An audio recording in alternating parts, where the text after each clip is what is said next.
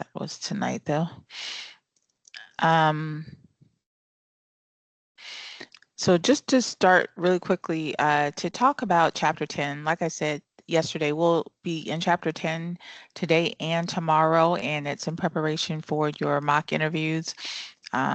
This week you'll probably be discussing both with resume writing and interviewing with your career services, but most of the mock interviewing for everyone else will happen next week. But at either rate, I want to prepare you for doing an interview in general, whether it's your mock interview or, the real thing. So that is what tonight's discussion and tomorrow's discussion will be about.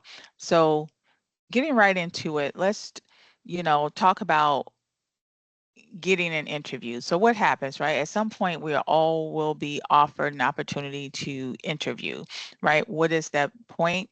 It's for the employer to get an opportunity to see you, really to verify, once again, if you have the skills that they're looking for. I know that sounds crazy. Clearly, you looked at the job posting, you applied, you probably got through their ATS system, but they still want to make sure that what they think you're qualified for, you're actually qualified for. Believe it or not, a lot of times a person can look really good on paper, but then once you get in there, you'll realize, oh, this is not the job I was thinking it was. And they'll realize, oh, okay, this person has a different set of skills than what I was thinking.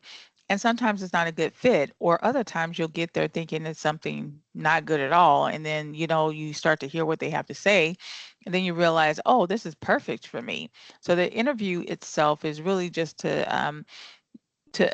ascertain, exactly what type of skills you have and to make sure that you are aligned, right? That is the point, right? So it's not just for them, it's for you and it's for them.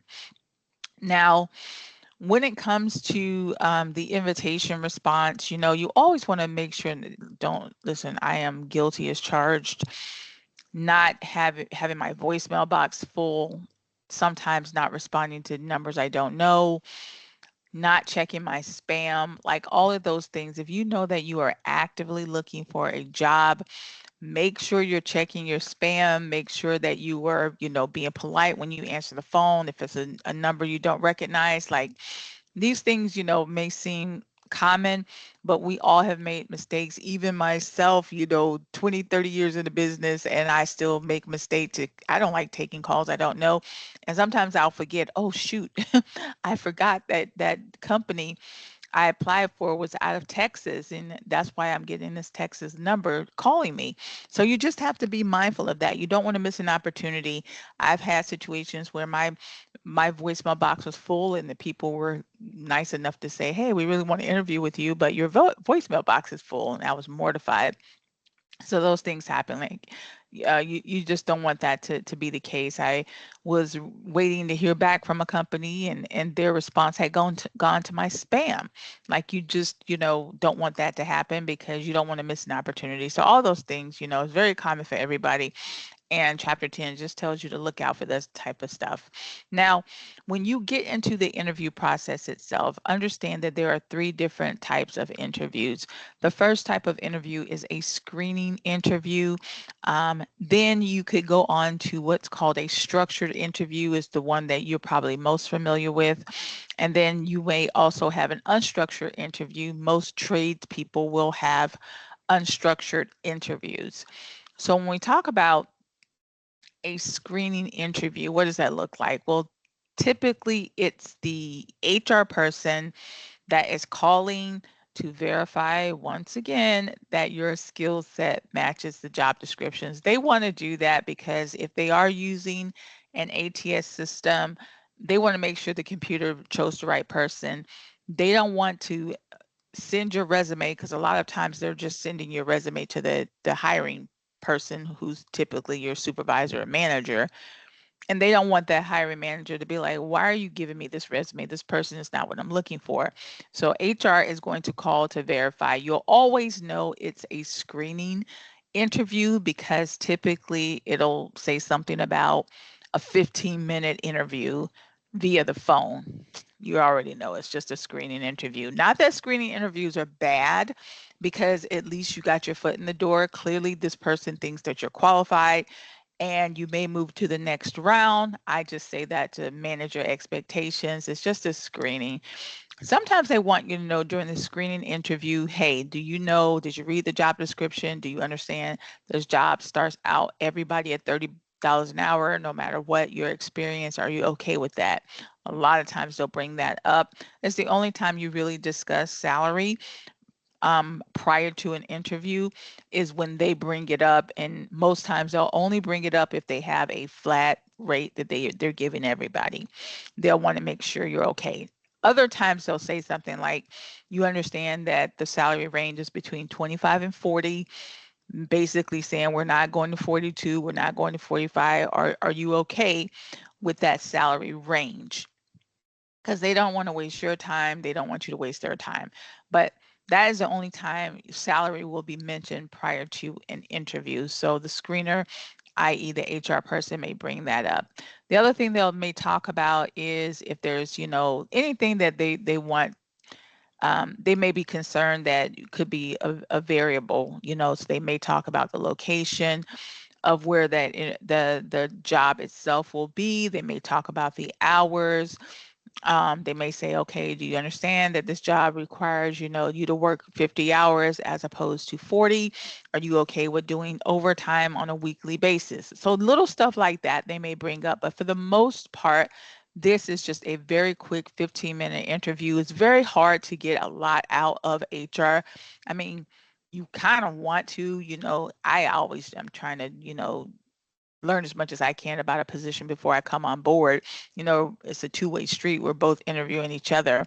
So if that HR person tends to be a little chatty, I'll let them chat away and, tell me whatever they want to tell me. And if I could sneak in a question or two just so I can see what type of environment I'm in, not to say that you should have to sneak, but again, obviously you don't want to turn anybody off. You want to get past the screening interview. That interview is not really designed to have a full conversation. Sometimes those HR people can be a little short, and they just want to say, okay, I just want to make sure this is right. This is right. Okay, fine. You're here for me. Like, you can kind of like gauge their energy. But if that HR person is a little chatty and she's talking, yeah, we've been trying to, get this position filled, it's been vacant for a while. Hey, listen to what she has to say, try to get as much information as possible. But that's really all that screening interview is about. At minimum, you want to at least know who you will be interviewing with, because I actually um, I go research that person too. So if she says, oh yeah, I just wanted to verify the information on your resume, and you go on and you say, this is that. And she goes, yes, that's right. And okay, we want you to understand that this position pays X amount. Are you okay with that? Yes, I'm fine with that. So you'll be meeting with Sam. I may say, Sam, what's his last name? Oh, that's Sam Smith. Yeah, he's your lead. I need to know that because I'm gonna go Google Sam Smith via LinkedIn to see what Sam's all about. So I always want to know who the person is, but you'll also want to know that information because after your interview, you'll be sending Sam Smith a thank you note, and we'll be talking about that. So it's always good to at least get the person's first and last name of the person that you're interviewing with. Sometimes they copy them on the email when they send you, okay, we're going to move you forward and I'll send you over the information. And then they'll copy an email, but sometimes it doesn't have the person's whole name. So it's good to know who they're copying. 9 times out of 10, it's going to be the person that you'll interview with. The only other thing that will be discussed during this screening interview is the location of the interview, because it won't always be at their corporate office, right? So outside of the screening interview, if you get to the next section, then you'll go into what's called the structured interview. Now, this may happen in tandem with most of you that may have some type of what we call working interview, and those are unstructured interviews. Even with those interview types, it may start out in a structured environment. Most companies want to start off doing some type of structured interview, is also known as a directive interview. It's basically the formal interviewing process where they ask you a series of questions. They'll always do this for the most part, unless it's a really small company, mom and pop type scenario, because they need to compare your answers to the other candidates. So typically they'll ask roughly 10 questions, and tomorrow we'll dig into those questions of every single candidate so they can compare apples to apples. So even if it's very laid back situation and they say, okay, let's just get through these questions, it's because they have to ask those 10 questions to everybody, because then they go back to the team, whoever that team is, and say, okay, what do we think about Tim's answers? What do we think about Sarah's answers? And they need something to compare. So you'll always have some type of structured process or series of questions. Now, the other half is what's called a unstructured interview. This doesn't happen with everyone, but mostly in the trades, you'll have these unstructured type interviews. It's less formal. It could include a tour of the facility. They may ask you to do demonstrations. Your tech instructors probably have mentioned this to you. If you were in like the VA department, like the veterinary assistant program, they may say, okay, you're going to have to work with the pets for an hour. They want to see how you do. In electrical, they may ask you to, I don't know, do some type of demonstration. So it just depends. Or it could just be, hey, we want to walk you around the site. We want you to, get the lay of the land and see how we work here, so that is very informal. Sometimes in this informal process, they'll still ask you a few Q&A questions. Don't let your guard down just because it's informal, because they're doing it with everybody. So it's not just you. And they'll continue that interview process while they're at the same time maybe doing some type of demonstration, right?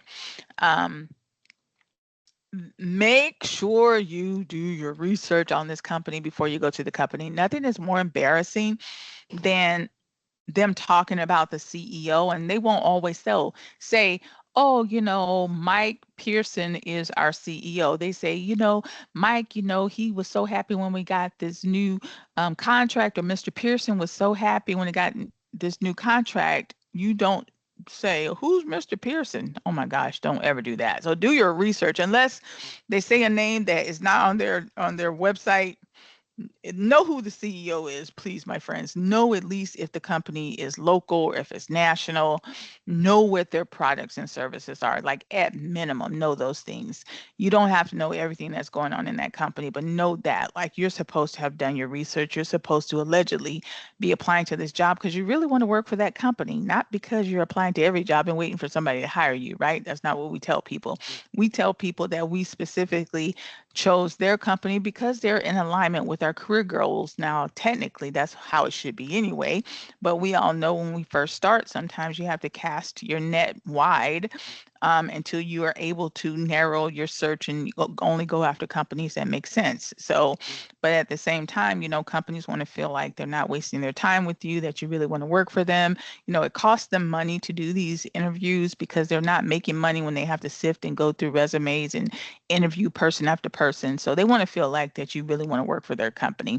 So the best way to do that is to do your research. And when we talk tomorrow about engaging with them, the different sets of questions that will be come up and how you answer those questions, these in the general information question section is where you'll have a conversation about the company.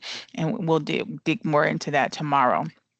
So when it comes to the job interview process, yes, you are the focus, obviously, but you're also there to learn as much as you can about them as well. It's not just learning about you. Most of your interviews will be done face to face, obviously, because you're in the tech field. So they want to, see you. They want to see some hands-on. But there could be a situation where you don't do face to face, but most of them will be face to face. Another thing that you could encounter is doing a panel interview. That's when it's more than one person. Some people like them, some people don't. Typically, this will happen in your fields if you're on like some construction type work, if you're doing project-based work. Sometimes you have to meet the team lead, the project manager, maybe someone in a different division. Sometimes it's your supervisor and your director. You never know. Sometimes it's the HR person and your supervisor. Sometimes they have a peer person, because they want to make sure you work well together. So whoever makes up this panel, sometimes it could be more than one person.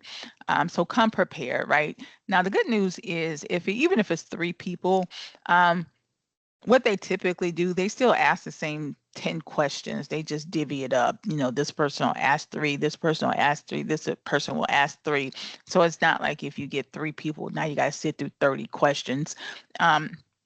That's how they do it. It's just everybody splits up and asks a few questions. The whole point of them coming is really just to lay eyes on you and to get a sense of who you are, right? Because at the end of the day, you only have one supervisor.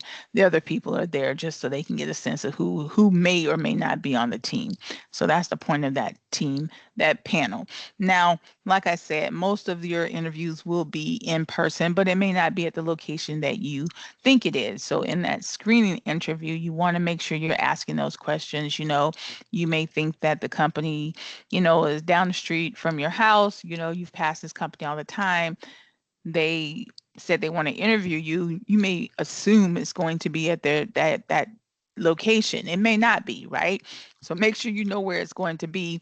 That's why you want to pay attention to whatever this person talks about, the screener, and if they say, okay, we'll send you the location. If you don't remember to ask, okay, will it be at your corporate office or will it be at the job site? When they send it to you, make sure you look to see where it is. You may be thinking you have a 10-minute commute and you can end up having a 40-minute commute because it's somewhere else, right? So if that's important to you, maybe you drop your kids off at school or whatever, make sure you ask during the screening interview, right? Obviously, you want to take the temperature to see how this person is flowing. But if you get an opportunity to ask, just say, will it be at your corporate office or will it be at a different, office, just so you'll know, right? And you can plan accordingly. If whatever the situation is, always arrive early. You don't know what you're going to go and get yourself into, obviously traffic or whatever situation that could be, but you also don't know, if they have multiple locations or where you're going to be. So arrive early. My friends, first impression is a lasting impression. I'm going to tell you, first impression is a lasting impression. I have interviewed countless people and only a few stand out to me, but I'm telling you, the people that show up late, they stand out. I still remember them. I don't know why I still remember them. Maybe I don't remember all of them, but I do remember people that showed up late. And I can't think of any person that showed up late that actually got the job. And I won't say it's because they showed up late, but that's part of the process. I remember a professor once at one school I was teaching at. I was on the director lead, and I needed an instructor, and I really needed that instructor too. But it was a panel interview, and it was two of my bosses, and he was late. And poor guy, he was not only was he late, he was late. He was sweating. He was lost. He had gotten lost. And we weren't even that far from where he was coming from, which was really embarrassing. And he could not pull it together. It's Florida, it's hot, and dude's like sweating. We had to get him water, we had to get him napkins. And it took up like 5 minutes of the first half of the interview just to get him acclimated, and so it was just not a good look. I felt so sorry for the guy, even though I could look past it. I'm like, man, I'm ex-military. A little sweat doesn't mean anything to me. But my bosses couldn't look past it. They were like, no, we don't think he's a good fit. I'm like, oh my goodness, I needed that job. I needed that position filled. But you just can't, you can't tell somebody else how to feel about a candidate. So you just don't want to be that person. Just arrive on time. You don't need anything, working against you, right? Other than that, too, it could be security reasons. It could be you have to get a visitor's pass. You don't even know, what the protocol is. So just arrive on time. I just can't say enough about that. If you happen to have to do a virtual interview, like don't assume that you won't because you're in trades. Again, that company could have protocol where you meet with your supervisor in person, but maybe their manager, director is, in a different office. He works regionally, but he still wants to set his eyes on everybody that they hire. So now you got to do this virtual call with this guy, or maybe the HR screener wants to do a virtual call. It won't be telephone. Maybe they want to do it, via Skype or Microsoft Teams or something. So just be, prepared for that. Make sure you have the right systems downloaded onto your computers if you have to do that, or make sure you have access to a computer if you have to do that. Like, you don't ever want to do that on your cell phone or something like that. It's just not a good look, especially if you can't um, have yourself in a place where there's no distractions. I had this person do an interview one time on their cell phone, and he was in his car, but he wasn't responsible. I mean, he couldn't control what was going on around him. So it's so distracting because you saw people walking back and forth from his phone, cars pulling in and out. It was just horrible. I was like, what would make this guy take the interview in his car, like at least back up to a wall or something? But he just wasn't thinking, and you don't think about how distracting those things can be. So you don't want to do that, right? Or if you have to do a virtual on your phone, just make sure you're in a quiet place, nothing in the background. Um, and at least do it that way and get comfortable with your programs on your phone, right? Again, very rarely will you have a telephone interview. You might though, but it probably definitely won't be the final interview. But if you have one, you have one. The only thing I'm going to say about that is just, don't listen, don't have those people call you and then they have to call you back. That's not a good look. Be by your phone and watch that phone like your life depends on it, so that you can answer that call. First impression is a lasting impression. I'll continue to say that.